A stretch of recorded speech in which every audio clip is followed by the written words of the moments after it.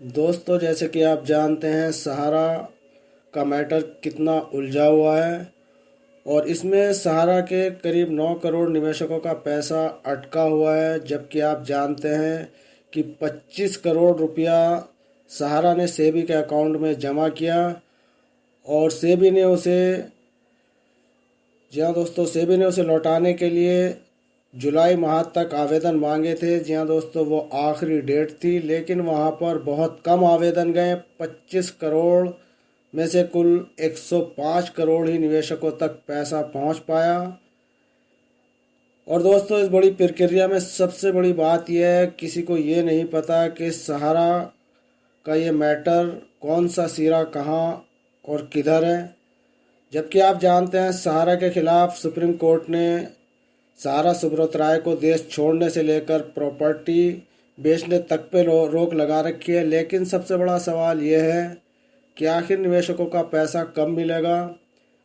साथ ही सहारा से पैसा वापस दिलाने के और कौन कौन से उपाय बचे हैं।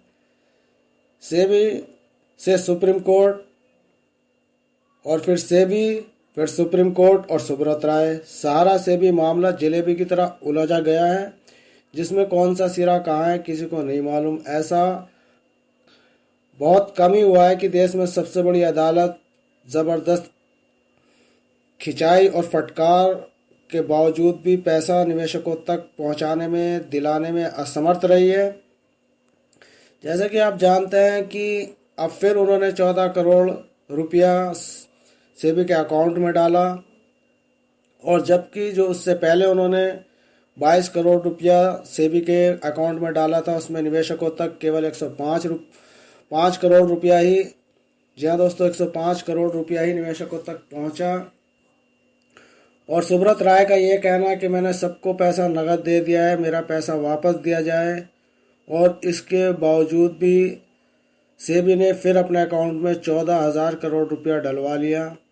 तो दोस्तों, अब समझ में ये नहीं आता, जब सेबी को पता है कि मेरे पास आवेदन नहीं आ रहे पैसे देने के लिए, और अपनी ये प्रक्रिया उसने जुलाई में ही ख़त्म कर दी थी, तो फिर ये 14 करोड़ रुपया सेबी ने अपने अकाउंट में क्यों डलवाया। और इससे पहले का जो 22 करोड़ रुपया ऑलरेडी पहले इसके पास जमा है।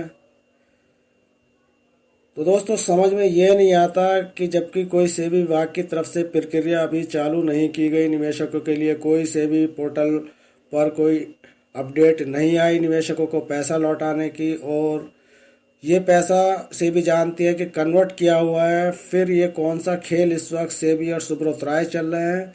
तो दोस्तों, इन दोनों का ये खेल हमारे सामने जो नज़र आ रहा है, इसमें सभी निवेशक परेशान हैं, और सहारा और सेबी के मामले में सुप्रीम कोर्ट भी परेशान है। उसे नहीं पता कि ये मामला आखिर क्या है। उसके हाथ में कोई सिरा, सुप्रीम कोर्ट के हाथ कोई सिरा नहीं लग रहा, और सेबी सुप्रीम कोर्ट को बताना नहीं चाहती कि इनका पैसा कन्वर्ट हो गया। जबकि सेबी जानती है कि ये पैसा कन्वर्ट हुआ है 2010 और 9 में। ये पैसा जो 2 इकाइयों के द्वारा इकट्ठा किया गया था, जिन पर प्रतिबंध लगा था, जिनका पैसा सेबी को देना था, वो पैसा निवेशकों तक नहीं पहुंच पाया। हाँ दोस्तों, जैसे कि आप जानते हैं सहारा का मैटर कितना उलझा हुआ है और इसमें सहारा के करीब 9 करोड़ निवेशकों का पैसा अटका हुआ है। जबकि आप जानते हैं कि 25 करोड़ रुपया सहारा ने सेबी के अकाउंट में जमा किया, और सेबी ने उसे, जी हाँ दोस्तों, सेबी ने उसे लौटाने के लिए जुलाई माह तक आवेदन मांगे थे। जी हाँ दोस्तों, वो आखिरी डेट थी, लेकिन वहाँ पर बहुत कम आवेदन गए। 25 करोड़ में से कुल 105 करोड़ ही निवेशकों तक पैसा पहुँच पाया। और दोस्तों, इस बड़ी प्रक्रिया में सबसे बड़ी बात यह है, किसी को ये नहीं पता कि सहारा का ये मैटर कौन सा सिरा कहाँ और किधर है। जबकि आप जानते हैं सहारा के खिलाफ सुप्रीम कोर्ट ने सहारा सुब्रत राय को देश छोड़ने से लेकर प्रॉपर्टी बेचने